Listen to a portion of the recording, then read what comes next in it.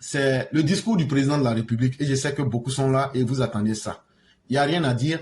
Le président Alassane Ouattara, comme vous avez pu voir, il a même plaisanté. Et s'il se portait mal, je ne crois pas que ce soit le fort d'un malade ou bien de quelqu'un qui est fatigué au mal en point de pouvoir faire son travail et après son travail être capable de plaisanter. À la fin, il a dit comme ça, mais mon protocole me dit que vous attendez des choses. Mais ce que ça prouve, ce que cela prouve, c'est que la santé mentale du président est tellement au beau fixe. C'est déjà important, c'est anodin, mais c'est quelqu'un qui bénéficie d'une santé mentale.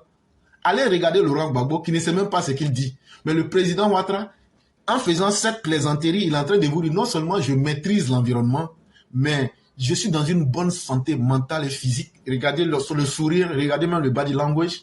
Et donc tout était là, tout était au point. Et donc qu'est-ce que ça veut dire? Ça veut dire simplement je suis prêt pour le combat. Ça veut dire je suis prêt pour 2025. Les grands hommes ont plusieurs manières de parler. Les grands hommes ne parlent pas toujours avec leur bouche. Les grands hommes parlent à travers les signes et les symboles. Et le président Ouattara en a donné beaucoup aujourd'hui. Il dit non, là où vous m'attendiez pour que je me prononce là, je vais encore vous dribbler pour vous faire souffrir un peu. Mais ce que vous ne savez pas, même si j'ai un candidat, ce n'est pas à 16 ou 15 mois que je peux vendre le produit. Donc là, ce sera moi-même le produit. 2, comme je vous l'avais dit depuis la semaine dernière, ce n'est pas le lieu indiqué de venir parler de politique d'un parti. Le président était venu pour nous parler de l'état de la nation. J'avais déjà fait une vidéo la semaine dernière et j'avais averti. Donc tous ceux qui s'attendaient à ce que le président va aller dire je serai candidat ou pas, ou bien pour ceux qui sont là, il va parler des petits problèmes de partis politiques. Non. Dans un pays, il y a les partis politiques. Dans un pays, il y a l'État et il y a ceux qui gèrent l'État. L'État, c'est nous tous. Parce que c'est nous tous qui constituons l'État. Mais il y a ceux qui sont à la gestion de l'État. Et il y a les partis politiques, qui sont des organisations privées qui se donnent pour objectif d'acquérir le pouvoir d'État. Et donc tu ne peux pas, là où tu dois parler de la gestion de l'État, aller parler des partis politiques. Si le président Ouattara faisait cela, c'était une faute politique. C'était une faute politique. Et effectivement, les opposants l'attendaient sur ce terrain-là. Et comme lui-même, il est déjà un très grand stratège, il a compris cela. Et donc, les opposants, malgré qu'ils disent qu'ils n'aiment pas le président Ouattara, malgré qu'ils sont dans d'autres stratégies, le président Ouattara a démontré une fois encore que lui, il demeure le maître de la politique en Côte d'Ivoire et que là, c'est lui qui place les pièces du puzzle là où il veut. Et pourquoi? Parce qu'avant le 18, au fur et à mesure que les jours approchaient, tout le monde était dans un sentiment second. Qu'est-ce qu'il va dire? Qu'est-ce qu'il ne dira pas? Qu'est-ce qui va se passer? Et donc, surtout l'opposition. Surtout l'opposition. Et donc, le président Ouattara aura réussi à montrer que sa position là, ça intéresse aujourd'hui tous les Ivoiriens. Surtout l'opposition. Qui avait espéré que peut-être de façon extraordinaire, comme je vous l'ai dit, et que ça ne se ferait pas, le président Ouattara ne peut pas amnistier Laurent Gbagbo. Ça, je suis au désespoir. De la même manière que je vous ai dit que le président Ouattara n'allait pas parler de candidature ici, là. Je vous informe, le président Ouattara ne va jamais mettre sa bouche dans l'affaire d'amnistie de Laurent Gbagbo. Ça, là, si c'est ça seulement, là, écrivez et puis gardez.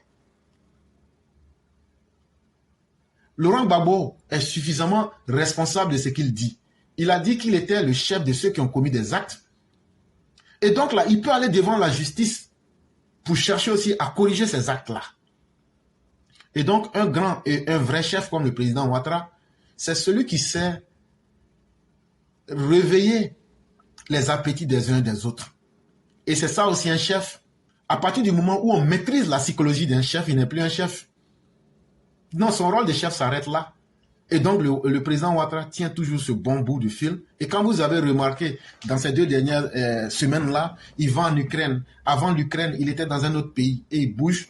Le président est en train de nous dire que ma santé physique, il n'y a rien à dire. À 82 ans, je me porte bien. Et c'était très important qu'on puisse le dire aux uns aux autres. Maintenant, vous aurez remarqué qu'après son discours, allez sur la toile, tout le monde se prononce. Tout le monde, je ne suis pas d'accord. André Sylvain qu'on a dit c'est le discours le plus nul. Il y a quelqu'un qui dit ici, ah non, on s'attendait à ce que vraiment ils puissent dire certaines choses. Les gens du RH même, mais bon, on s'attendait à ce qu'ils puissent dire qui sera candidat ou ne sera pas candidat. Bon, il y a les gens de l'opposition qui disent, mais affaire de Gbagbo, on fait comment? Bon, etc. Il y a une chose qui est en commun, c'est que personne n'a eu la réponse qu'il voulait. Que vous soyez de l'opposition ou du parti au pouvoir, personne n'a eu la réponse qu'il voulait. Et donc, ça veut dire quoi? Ça veut dire aujourd'hui, là, le seul vrai maître de la politique ivoirienne, là, c'est le président Alassane Ouattara. Ça veut dire qu'il tient tout le monde par le bout du nez. Et ça, c'est ce qu'on appelle le pouvoir. La capacité de pouvoir contrôler une situation. Ça veut donc dire aujourd'hui qu'il contrôle la Côte d'Ivoire et qu'il contrôle les Ivoiriens parce que tous ces gestes et ces faits ont un intérêt et un impact sur les Ivoiriens. Si c'était un président faible, ses propos n'auraient pas eu de valeur, encore moins ses actes. Mais regardez aujourd'hui, tout le monde s'attendait à ce que le président dise quelque chose. Qu'est-ce que ça prouve? Ça veut dire aussi que les actes qu'il pose en termes de développement, en termes concrets, ont un impact réel sur toutes les couches de la société ivoirienne. Et c'est très important. Pour tomber directement dans le sujet lui-même, moi j'ai préféré prendre ça en 10 points. Il a parlé en 10 points pour aller très rapidement. Et dans ce qu'il a dit, il se souvient et il est resté très cohérent. Comme on le dit toujours, dans ses relations humaines, il n'a jamais eu l'habitude de sous-estimer ou de diminuer tous ceux avec qui il a collaboré. Et donc, il a présenté ses hommages à tous ceux qui sont décédés, notamment Henri Konan Bédié. Henri Konan Bédié était devenu un farouche opposant qui aura fait le CNT et qui aura voulu mettre le président Ouattara à pilori. Et comme disent les gens du PDCI, Bédié qui a donné le pouvoir à Ouattara n'a jamais été capable de pouvoir avoir lui-même ce pouvoir-là et il a fallu qu'il passe par un CNT qui a encore échoué lamentablement. Et dans les rapports de force, le président Ouattara lui a montré que le respect est une chose, mais la force de l'État en est une autre chose. Tu peux être mon aîné, tu peux être quelqu'un que je vais toujours respecter, mais tu ne seras pas celui par qui le désordre rentrera en Côte d'Ivoire. C'est ça qui a été le dernier acte qui a lié les deux hommes. Parce que le président Ouattara, de façon ferme, et dans toute l'histoire de la Côte d'Ivoire, en tout cas de ce que je sais, on n'avait pas encore vu un homme qui avait été un ancien président être mis en résidence surveillée. Parce que le cas de Laurent Gbagbo, il a été d'abord mis en prison, c'était une prison et ça continuait. Mais avec Henri Konan Bédié, il a été mis en résidence surveillée pour lui dire, il y a le respect qui est naturel. Il y a le droit d'aînesse qui est un facteur naturel que personne ne contrôle. Mais vu la stabilité de l'État, je mets les intérêts de l'État au-dessus de mes rapports avec toi et je mets les intérêts de l'État au-dessus du respect. Et ça a été un acte fort que Bédié aura retenu pour comprendre que quelqu'un peut te respecter, mais quand tu touches les intérêts de la communauté, comme le président même l'a dit, il ne va pas s'amuser à ce que le désordre puisse prospérer tant que lui, il est là. Et c'est très important, jusqu'à la mort de Bédié, le président Ouattara de mémoire d'homme n'a jamais prononcé de propos ou posé d'actes qui aient humilié l'aîné que fut Bédié, etc., etc.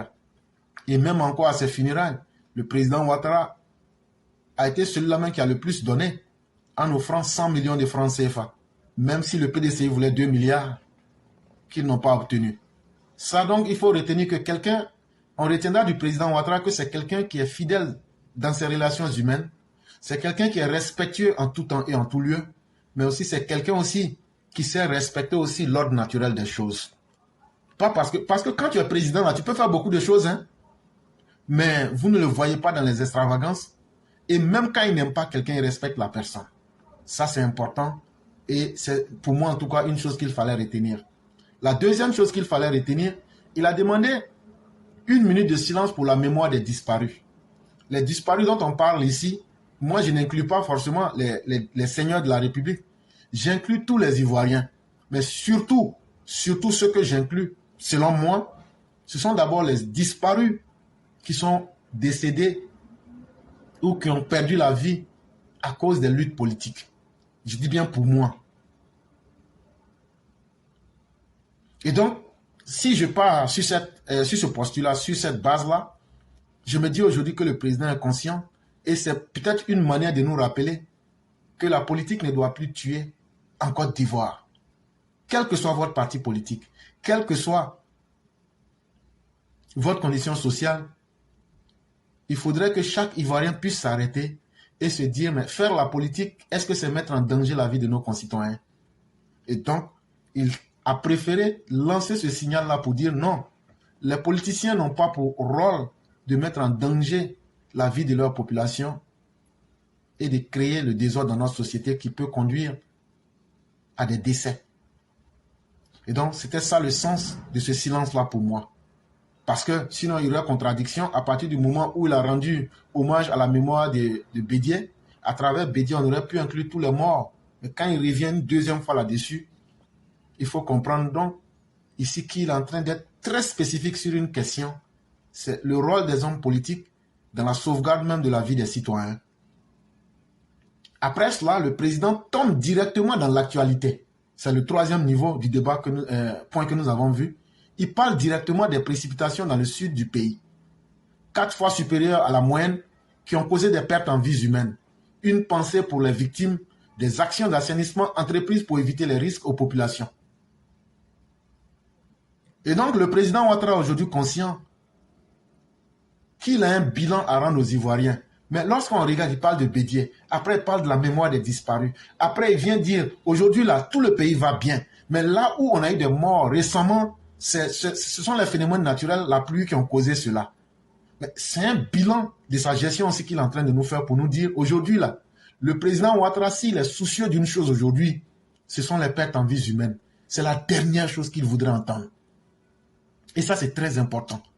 Ça veut dire aujourd'hui, dans son bilan, là, vous allez voir qu'il n'est pas revenu sur les ponts, les routes et autres. Non, il est passé rapidement là-dessus. Il est à un niveau aujourd'hui où pour lui, c'est la stabilité du pays, la vie des citoyens, c'est la première chose qui compte pour lui. Parce que jusqu'au 3e niveau de son discours, il ne fait que nous parler de la vie humaine. Il ne fait que nous parler de la vie humaine. Que ce soit des gens qu'il a combattus ou qui l'ont combattu. Que ce soit des gens qu'il connaisse ou qu'il ne connaisse pas, la mémoire des disparus. Ou bien même que ce soit dans l'actualité présente. Vous voyez que c'est de la vie humaine qu'il est en train de parler. Sauvons les vies humaines, célébrons les vies humaines, honorons les vies humaines, quelles qu'elles soient. C'est très important. Une pensée pour les victimes. Et il dit, comme je venais de le dire, si nous aimons la vie, si nous célébrons la vie que nous aimons en nous-mêmes, il faut être capable d'aider les autres. C'est pourquoi le gouvernement a entrepris des actions pour éviter des risques aux populations. Mais malgré ça, on a vu qu'il y a encore des décès. Et comme quoi, l'homme face à la nature, on sera toujours à présenter nos limites.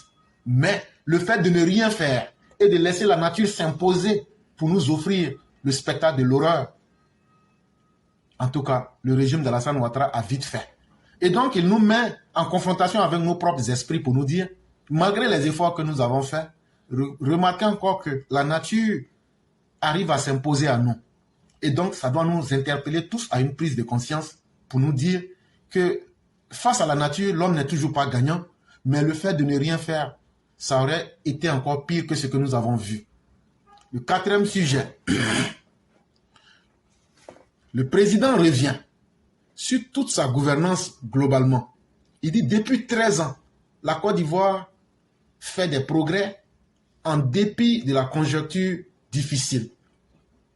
Les mots sont très importants. Il dit depuis 13 ans. 2011-2024, ça fait 13 ans. Et il utilise le présent de l'indicatif.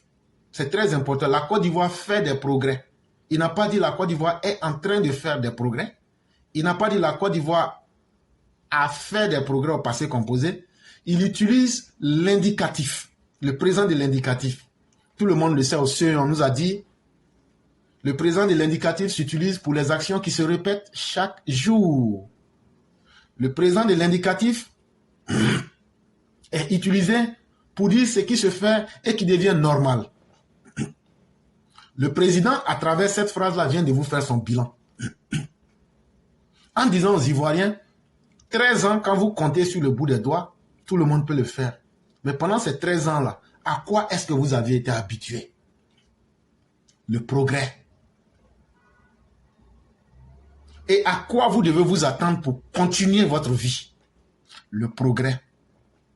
Si vous voulez valoriser la vie de vos enfants, si vous voulez valoriser vous-même vos propres vies, soyez toujours dans le présent de l'indicatif. Parce que le présent, c'est un cadeau.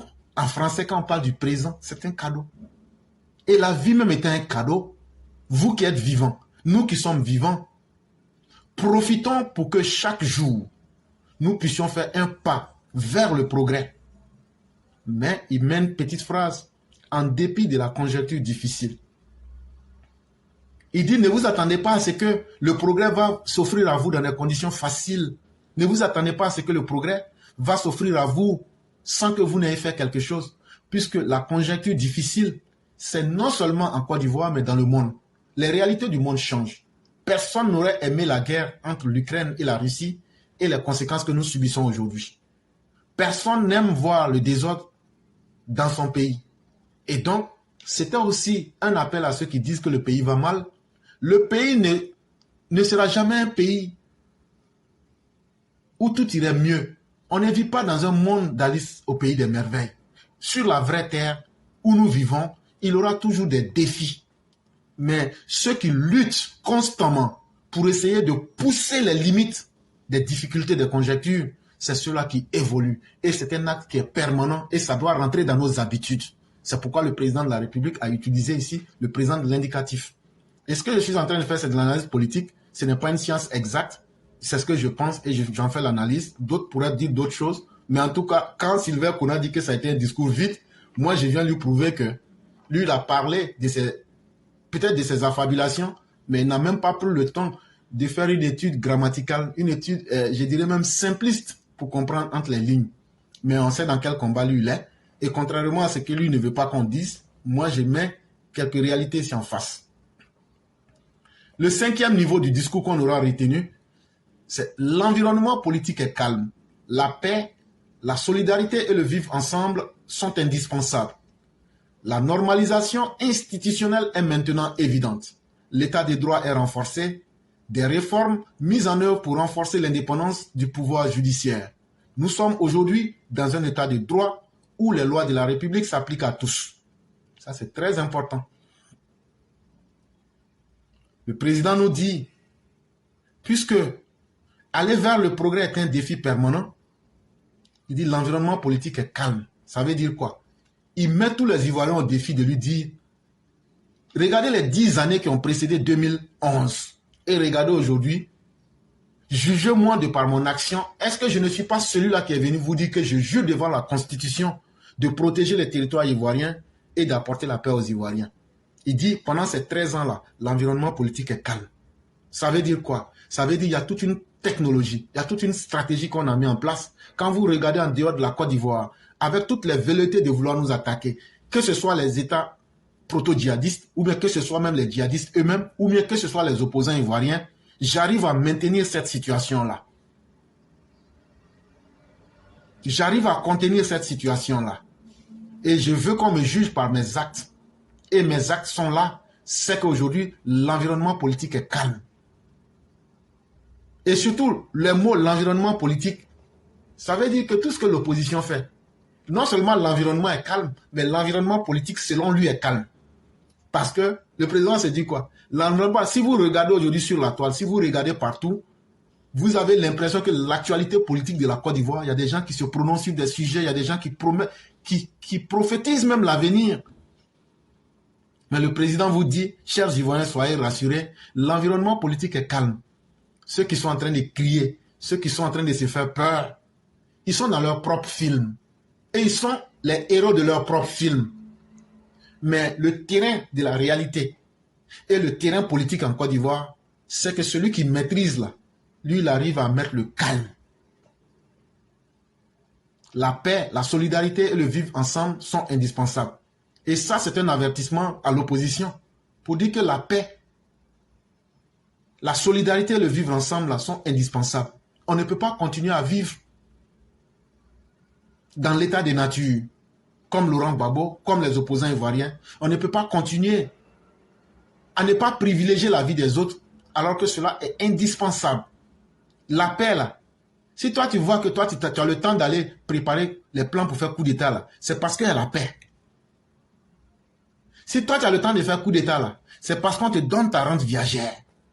Et c'est parce que l'État est solidaire avec vous, les opposants, qu'aujourd'hui vous vous mettez à créer des conditions à vos concitoyens qui sont les plus faibles pour ne pas respecter leurs droits les plus indispensables. Et donc certains, et il va plus loin pour dire que l'état de droit est renforcé, ça veut dire quoi? Ça veut dire la justice va commencer à limer maintenant. L'état de droit renforcé, ça veut dire quoi? L'état de droit renforcé. Des réformes mises en œuvre pour renforcer l'indépendance du pouvoir judiciaire. Puisque vous dites qu'il n'y a plus de justice, on va voter des nouvelles lois qui sont déjà là et on va les appliquer. Et maintenant, là, aucun homme politique ne va se prononcer. Qu'il soit au pouvoir de l'opposition, chacun sera mis en face de la justice. Et c'est pourquoi il a rappelé aux opposants que nous sommes aujourd'hui dans un état de droit où les lois de la République s'appliquent à tous. Laurent Gbagbo, je suis au désespoir, c'est ta réponse qui est là.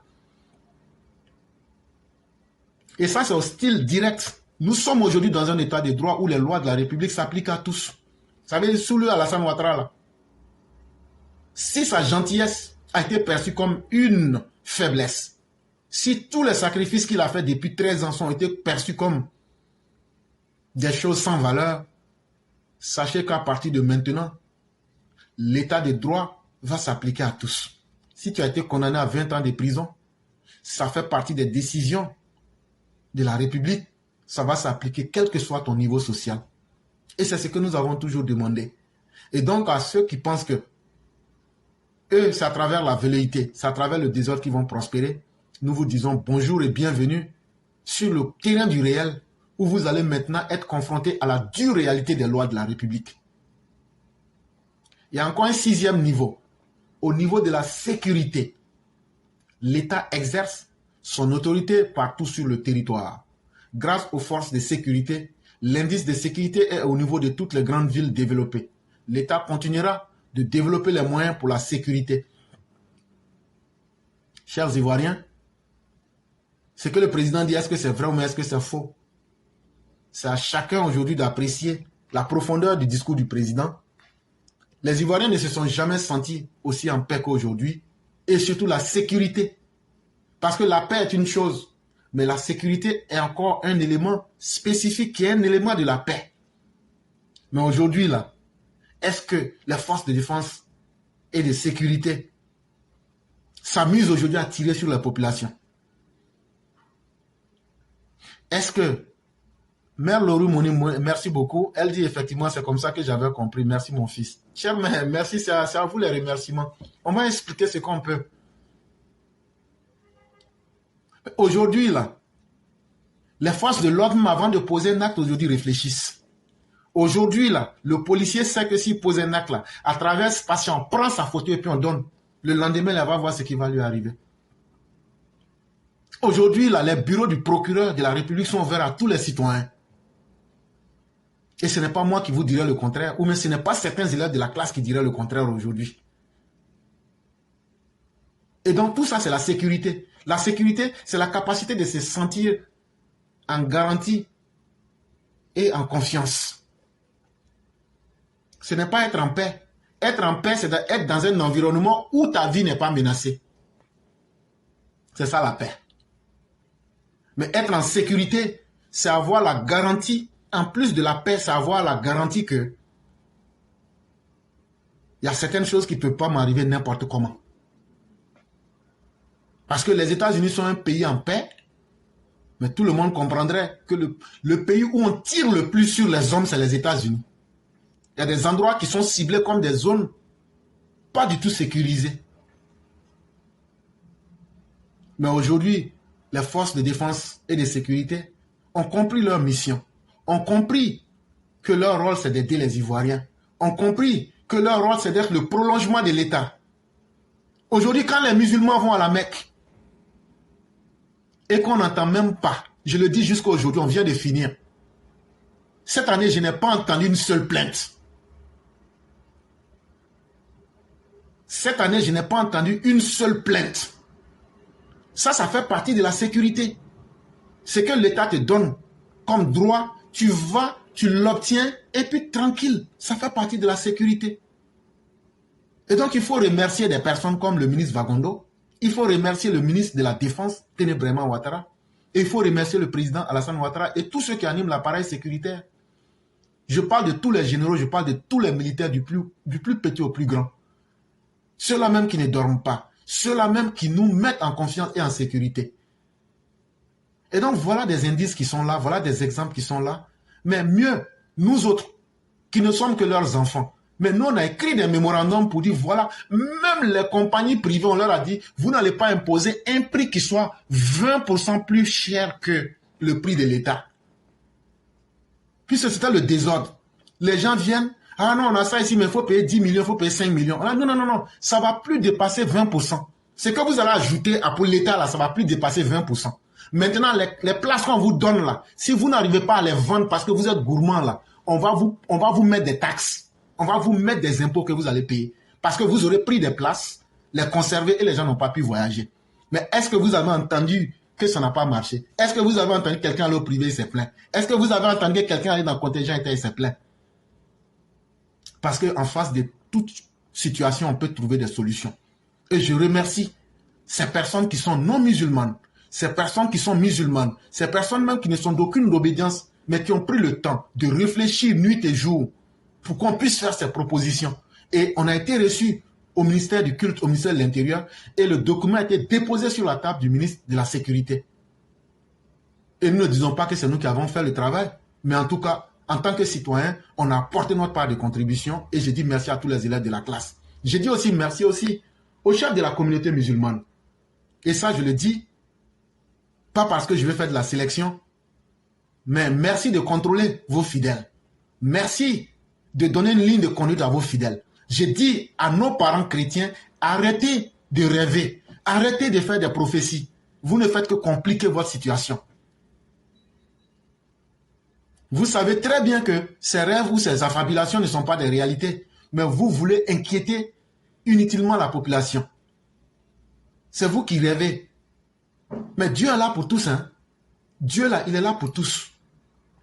Souvenez-vous du Christ. Lorsque les gens ont voulu lapider la femme prostituée, il a dit, celui qui sent qu'il n'est pas doté de péché, qu'il lance la première pierre. Dieu en chacun de nous. Et chez les musulmans, vous avez la sourate de l'abeille, où Dieu dit qu'il fait des révélations même aux animaux. Et donc Dieu est en toutes choses. Mais Dieu, c'est la capacité de compréhension que tu as de lui là. C'est ça ton Dieu à l'intérieur de toi. Si tu es vide à l'intérieur de toi et qu'il n'y a aucune présence divine en toi et qu'il n'y a aucune barrière de divinité en toi, mais Dieu n'est plus avec toi. Et donc Dieu n'a pas besoin d'être avec un musulman et de ne pas être avec un comien. Dieu est avec tout être humain qui est présent et qui est conscient même de la divinité en lui-même. Et donc là, vos rêves qui sont en réalité le reflet de vos mauvais sentiments, là, arrêtez ça. Ce sont nos parents chrétiens qui font ça beaucoup. S'il vous plaît, cessez. Ça n'honore même pas la chrétienté. Arrêtez ça. Les musulmans, eux, ne rêvent pas. Les musulmans, eux, essayent de respecter l'état de droit. Et ça, il faut leur tirer le chapeau. À commencer par leurs leaders, leurs différents leaders. Et nous l'avons dit ici, il y a certains musulmans qui s'étaient prononcés sur des problèmes de la nation. On a vite fait de les recadrer. Mais ils sont rentrés dans les rangs. Je parle de l'imam Berthet. Il aurait pu persister. Mais quand il a compris la réalité qui lui a été expliquée, il a vite compris et s'est ressaisi. Et donc nous demandons à nos parents chrétiens de se ressaisir. Les communs ne rêvent pas. Les musulmans ne rêvent pas. Je ne suis dans aucune religion, ne rêve pas. Mais c'est vous qui êtes en train de rêver. Et vous n'avez jamais rêvé que Laurent Gbagbo allait quitter le pouvoir. Vous n'avez jamais rêvé que Laurent Gbagbo allait abandonner Simone. Vous n'avez jamais rêvé que le genre de Laurent Gbagbo allait voler plus de 6 milliards pour mettre ça dans une maison. Mais vous rêvez toujours. C'est Dieu qui est en train de frapper la Côte d'Ivoire. Mais quand Dieu va frapper cette Côte d'Ivoire-là, est-ce qu'il t'a dit que sa chicotte là, ça ne va pas toucher tes parents aussi? Et le 7e niveau du débat du président, l'État continuera de déployer les moyens pour la sécurité de tous, la liberté de la presse, la liberté d'expression garantie depuis que je suis aux affaires. Et là, aujourd'hui, Le président nous dit que le travail pour assurer la sécurité, la sérénité des Ivoiriens, là, ça va continuer. Ça ne va pas s'arrêter. Puisque les défis et les réalités qui changent, on va toujours adapter nos moyens pour pouvoir répondre à la satisfaction des Ivoiriens. Mais ici, il y a deux mots qui m'ont beaucoup plu. Liberté de la presse, liberté d'expression. Depuis que je suis là, aux affaires, la liberté d'expression est une garantie. Ainsi que la liberté de la presse.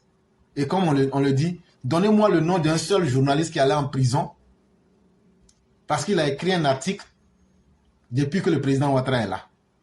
Donnez-moi le nom d'un seul journaliste qui est allé en prison ou qui a été soustrait de la vie. Bon, quand on parle de liberté d'expression, là, nous-mêmes les élèves de la classe, là, si vous ne savez pas, là, moi je vais vous dire, quand on parle là, on parle mal. On parle sans limite. Vous savez, je sais, ça fait mal. Il faut être à la place des gens qu'on critique, là vous allez comprendre. Mais quand on critique, là, on ne regarde pas l'œil de quelqu'un ici. Même le président lui-même n'échappe pas. Hier, par exemple, je lui ai dit ça carrément. J'ai dit, le président est dans le braconnage de l'économie ivoirienne. Le président Alassane Ouattara. Je l'ai dit ici. Si c'est dans un pays, là, ils vont prendre la vidéo, là, ils vont dire, ah, ok, c'est là-bas jusqu'à là. Non, mais pourtant, ce que je dis, c'est la vérité. Mais ça fait mal. Il faut attendre qu'on te dise, c'est là que tu vas savoir. Et sans état d'âme. Mais ce gouvernement-là accepte ça. Parce que l'objectif, effectivement, dans notre cas, nous voulons que notre société bouge vers de l'avant. Ça, c'est nous. Mais il y a des gens même qui tiennent des propos même,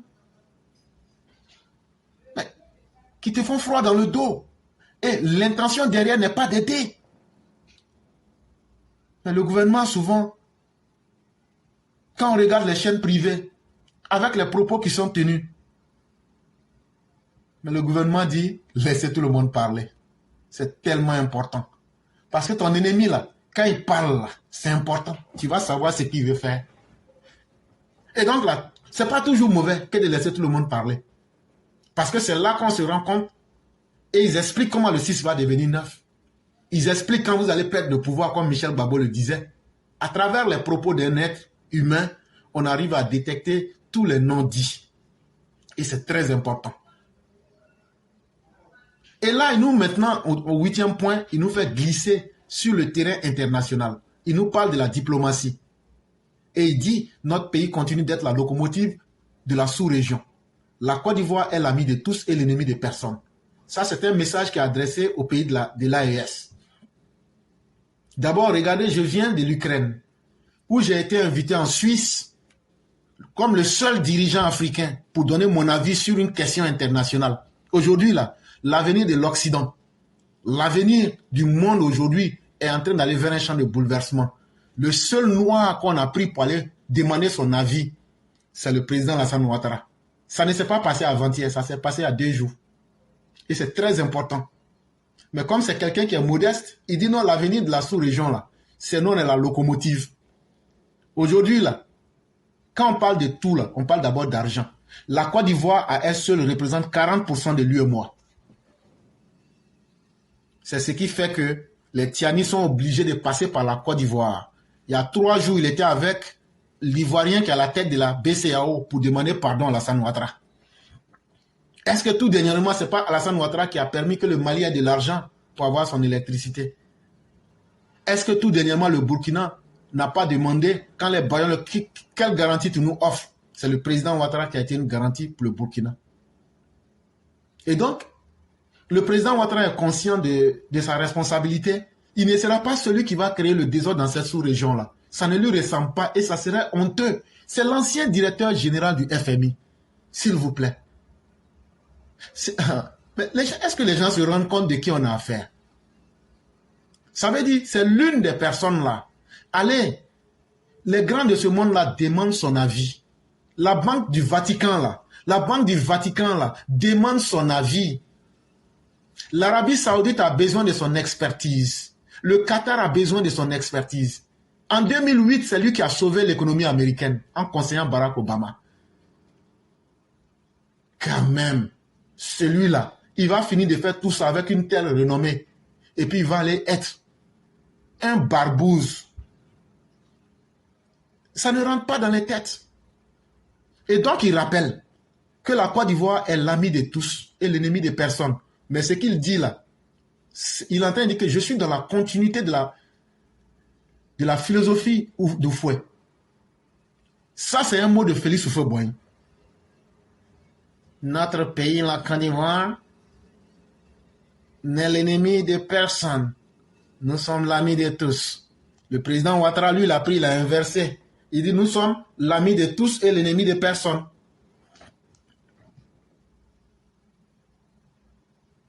C'est tellement beau que quand un dirigeant tient de tels propos, le monde entier s'arrête et dit, non, cher Burkinabé, nous n'avons pas de problème avec vous. Sinon, on ne vous aurait pas donné des armes pour combattre le terrorisme. Chers Maliens, c'est le président Ouattara qui a fait lever les sanctions et qui a été la garantie pour que les sanctions soient levées contre le Mali. On ne peut pas être l'ennemi de nos propres frères que vous êtes. Mais ce qui vous gêne, c'est que nous vous disions la vérité. Mais quand tu aimes quelqu'un, là, tu lui dis la vérité. Même le président Ouattara, là, venez ici et puis regardez comment on le prend ici. Venez sur certaines questions et venez voir comment on le prend ici. Si vous ne nous avez jamais suivis, vous avez ceux-là, ce sont des impolis, ou bien ceux-là même sont pires que des opposants. Mais ne vous amusez pas. Dans le même temps, là, le président Ouattara, c'est comme Firon qui est au-dessus de notre tête. Tu ne touches pas. Firon là, va prendre son temps pour prospérer puis se casser. Quand tu aimes quelqu'un là, tu lui dis la vérité. C'est quand tu prends quelqu'un en ennemi là, tu lui dis tu fais ce que tu veux. Et la Côte d'Ivoire, dans son amitié avec tous les peuples, ne va pas encourager le peuple burkinabé à faire des coups d'État et organiser des élections chez lui en Côte d'Ivoire. La malhonnêteté des opposants à vous supporter aujourd'hui pour dire non, je comprends le coup d'État, hein, le Laurent Gbagbo. Donc là, vous allez savoir qui est votre ami et qui est votre ennemi. Celui qui vous dit, chez moi j'organise des élections. Et je trouve que c'est le moyen qui permet de pouvoir apporter la clarté dans la gestion de l'État. Quand il y a les coups d'État là, les gens qui viennent là, le moment de transition là, il y a trop de choses qui disparaissent. Et c'est toujours le perpétuel recommencement. Et Alassane Ouattara dit, ce modèle d'instabilité là, nous on ne va pas toujours faire patiner notre pays. Et si nous on fait des élections là, on va vous dire la vérité, organiser des élections chez vous. Et si c'est cette vérité là qui va faire que vous allez nous prendre pour des ennemis, sachez que nous, on ne vous voit pas comme des ennemis. Parce que les mêmes élections qu'on organise chez nous, ce sont ces mêmes élections-là qu'on va vous demander d'organiser chez vous. Et nous avons un défi communautaire et un défi ensemble que nous devons relever. L'Afrique de l'Ouest, là, il y a un plan commun qui a été tracé depuis 2012, qu'on appelle l'agenda 2063. Chaque pays avait à mettre un certain nombre d'éléments de développement pour qu'on ait un plan de convergence globale, un plan de développement global de l'Afrique. Aujourd'hui, quels sont ces pays qui respectent leur engagement? À part la Côte d'Ivoire, peut-être un peu le Ghana, le Togo et quelques pays. Ça, c'était au plan des infrastructures de développement humain. Mais au niveau économique, chaque pays, pour aller à l'éco, il y avait un plan de convergence qui avait été imposé. Mais grâce à ce que vous faites aujourd'hui, on ne pourra pas avoir une monnaie. Vous dites que le franc CFA n'est pas bon. Mais l'éco déjà, qui va nous mettre en relation avec les anglophones, est-ce que avancer d'un petit pas n'est pas mieux que ne pas du tout avancer? Mais vous êtes toujours dans le débat, le franc CFA n'est pas bon, le franc CFA n'est pas bon. Mais vous ne proposez jamais rien pour changer le franc CFA.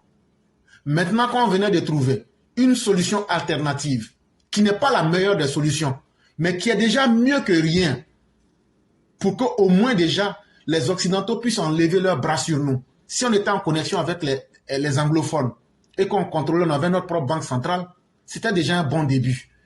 Mais vous qui dites que vous n'aimez pas le CFA, jusque-là, vous êtes en train d'utiliser le CFA. Jusque-là, vous n'avez pas pris le courage de laisser le CFA et de créer des monnaies. Mais vous continuez à critiquer. Vous ne proposez rien. Mais nous qui prenons le CFA pour développer la Côte d'Ivoire, nous qui prenons le CFA pour aujourd'hui faire des miracles, pourquoi vous nous voyez en ennemis. Mais sachez que vos sentiments demeurent vos sentiments. Mais vos sentiments ne seront pas la réalité. La Côte d'Ivoire continue d'évoluer. Et nous n'avons pas le temps d'avoir des ennemis. Et nous ne faisons qu'avoir des amis dans le monde. Et cela, allez voir la diversité de nos amis. Il faut être l'homme le plus bête pour avoir un seul ami qui s'appelle la Russie. Quand dans ce monde-là, il y a plus de 190 pays, nous, on préfère être en accord avec tout le monde que d'être en accord avec un seul partenaire. Et la 9e réalité que le président nous rappelle, c'est la Côte d'Ivoire des défis. La Côte d'Ivoire, cette Côte d'Ivoire de la dignité qui sait relever les défis. Et comment il dit ça? Il dit, la Côte d'Ivoire a organisé la CAN.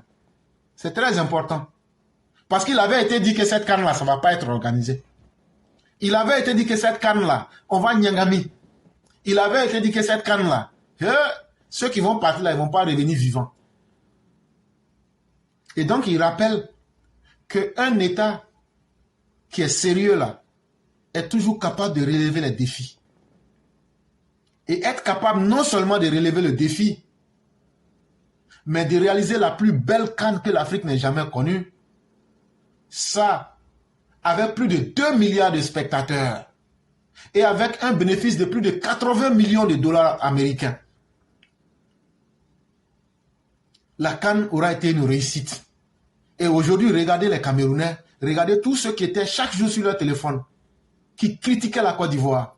Pourquoi ils sont devenus suffisamment muets? Parce que la réalité de ce que tu vois avec tes yeux là, ça finit souvent par nettoyer les écailles qui sont sur le cerveau. Aujourd'hui, il y a beaucoup qui ont compris qu'on va continuer à critiquer la Côte d'Ivoire là, mais ils sont en train d'aller de l'avant. Parce qu'aujourd'hui, ils ont un dirigeant qui a une vision. Et ils ont un dirigeant qui sait relever les défis. Non seulement il a organisé une CAN, mais cette CAN-là, à travers cette organisation, je vous ai dit ici, c'est le monde entier qui a été impliqué là-dedans. On a des avions de renseignement américains qui étaient sur le ciel ivoirien. Ils sont là même encore. Disons la vérité aux gens. Ils sont là même encore. Donc ce n'était pas simplement une CAN. Mais à travers cette CAN, on a démontré encore d'une certaine puissance militaire. Là, on ne rentrera pas dans les détails. Mais ceux qui savent voir la manipulation des drones qu'on a fait ou autres, il faut avoir une technologie très avancée pour en arriver à là. Mais si ça, on a pu le faire dans une distraction civile, imaginez-vous, quels sont les moyens militaires avec lesquels, ce qu'on peut faire avec ce qu'on peut faire sur le plan militaire avec. C'est de cela qu'il est question. Et c'est pourquoi notre capacité létale aujourd'hui est telle que nous ne souhaiterions pas qu'un État s'amuse avec la Côte d'Ivoire. Et en mars 2024, ceux qui ont voulu s'amuser, vous avez entendu des détails, mais des détails qui ne coïncident pas. Non, on était là, il y a des gens qui voulaient rentrer, ils ont tiré sur l'hélico. Depuis quand tu as vu, même dans le film de Rambo, quand on tire roquette sur l'hélico, l'hélico la tombe. Hey, il y a des choses on va vous dire, on ne vous dit pas toute la vérité. Hein? On fait exprès pour sauter des détails, pour que toi-même tu t'assoies et puis tu réfléchis. Depuis quand tu as vu quelqu'un tirer sur roquette, puisque les Ivoiriens, c'est quand on a tiré sur leurs avions qu'ils ont riposté. Depuis quand toi tu as vu, on a tiré sur roquette, et on a tiré roquette RPG-7 sur un avion, et puis maintenant l'avion l'a dit, bon, comme vous avez tiré, avant de tomber maintenant, là, je vais tirer sur vous. Et puis, oh, les avions là étaient où? Pour qu'ils aient été sur le champ des opérations illico presto. Hey, ce que vous aviez voulu faire là, depuis une semaine, on savait. La capacité de nos services de renseignement aujourd'hui vont au-delà de la Côte d'Ivoire. C'est tout ce que je peux dire. Et donc là, il n'y a rien qui peut nous surprendre dans la sous-région ouest africaine. Et c'est important que nos voisins le comprennent et comprennent que nous n'allons jamais attaquer un pays. Mais tout pays qui va vouloir humilier la dignité de la Côte d'Ivoire, on va leur offrir ce à quoi ils ne se sont pas entendus. Et donc c'est au nom de cette Côte d'Ivoire, de la réussite et de la dignité, que vous voyez certains de nos enfants remporter des compétitions de dictée, des compétitions sportives. Aujourd'hui, c'est comme si l'Ivoirien était un peuple qui renaissait à nouveau. On entend les Ivoiriens prospérer partout dans tous les domaines. Mais c'est du travail qui est fait, c'est du coaching qui est fait, et il est important que les uns et les autres s'en rendent compte. Et en 10e point, la réussite de la CAN nous a donné l'occasion de voir que lorsque les filles et les fils du pays sont réunis, ils réussissent des grandes choses. C'est par cela que le président a terminé. Ça veut dire quoi? Il revient sur l'unité. L'unité est très importante. L'unité n'est pas négociable. Si nous ne nous voyons pas en frères, en tant qu'Ivoiriens, si nous sommes dispersés par nos religions, par nos ethnies, les autres auront vite fait d'avoir raison sur nous. Mais quand les Ivoiriens se sont réunis, parce qu'un peuple, il y a toujours des ennemis du succès et du progrès. Mais quand les Ivoiriens, au-delà de toute barrière, se sont réunis pour dire nous pouvons gagner cette CAN-là, après avoir perdu 4-0, et que les Ivoiriens sont sortis pour dire on ne vaut rien, on a perdu, mais on sera qualifié. Mais regardez cette foi en l'avenir, regardez ce courage. Et le président Ouattara ne dit pas tout. En fait, quand vous avez vu Begré Mambé, là, le président Ouattara même a appelé les joueurs là avant. Lui-même, il a appelé les joueurs là. Il a dit les enfants, c'est comment? Ah, le vieux, c'est ça là. Il dit alors, je compte sur vous. Hein. Moi, j'ai foi en vous. Moi, je crois en vous. Hey, ça là, c'est comme une femme qui dit à son mari, hey, mon frère, vraiment, tu es courageux, tu t'occupes bien de la famille, vraiment, merci pour tout ce que tu fais. C'est ton devoir, hein. Mais toi-même, ce jour-là, quand tu vas sortir, tu vas travailler 10 fois plus. N'ayez pas l'habitude de dire à vos enfants, toi, tu ne vaux rien, toi, tu ne seras rien. Vous les démoralisez. Il n'y a personne qui est bête. Les bons mots, là, quand ça vient de la bouche de la bonne personne, là, c'est pire que la drogue. Ça te stimule, ça t'encourage. Et c'est ça. C'est ça qui est important. Et donc, il a terminé définitivement en disant aux gens, mon protocole me dit que vous êtes déçus. Ce sera pour la prochaine fois. Qu'est-ce qui sera pour la prochaine fois, monsieur le président? C'est ce que tout le monde sait. Ça sera pour la prochaine fois. Et donc, vous savez de quoi il est question? Il est question, est-ce qu'il sera candidat ou pas? Et lorsqu'il a parlé avec un brin d'humour. Et ça, c'est la dernière chose qu'il a eu à dire pour mettre fin à son discours. Comme pour dire que tout va bien, tout est serein. Un candidat politique, ça ne se présente pas en 16 mois. Le pays est plus sérieux que ça. Même si aujourd'hui, là où on est, le président Ouattara présente un candidat, là, ça ne va pas passer. Parce que c'est un peu déjà trop tard. Et donc, quand on analyse les facteurs, qui a présenté les présidents des autres partis qui vont aux élections? Ce sont leurs partis politiques. Donc, le RHDP aussi a le droit aussi de présenter son candidat. Et tout le RHDP, jusqu'à ce que je sache, tout le RHDP dit que c'est Ouattara qui est leur candidat. Donc, de la même manière que les autres ont montré leur candidat, ça n'a pas créé d'émeute là. C'est comme ça aussi que le RHDP va choisir son candidat. Nous, on ne va pas choisir le candidat du PDCI. On ne choisira pas le candidat du PPACI. Mais ce n'est pas aux autres de nous indiquer le candidat que nous devrons avoir. Et donc, si on se base sur la réciprocité, chaque parti politique a le droit de désigner son candidat. Le RHDP désigne Alassane Ouattara comme candidat. Ça, c'est aussi simple que ça. Maintenant, là, même les partis, les gens qui sont venus en retard dans la politique, ils ont déjà désigné leur candidat. Et c'est le parti au pouvoir qui n'a pas encore son candidat, à 16 mois des élections. Et puis on va prendre maintenant le candidat là pour dire, ah, bon, comme maintenant là, on a décidé de changer. Donc voilà le candidat. On va commencer à le montrer un à un. Ça ne passe pas. Et donc il y a tous les éléments qui viennent pour vous prouver qu'Alassane Ouattara sera le candidat. Et je crois qu'il faut en être fier. On va continuer avec lui pour le don de soi. Et restons dignes et fiers dans ce que le président nous a déjà offert.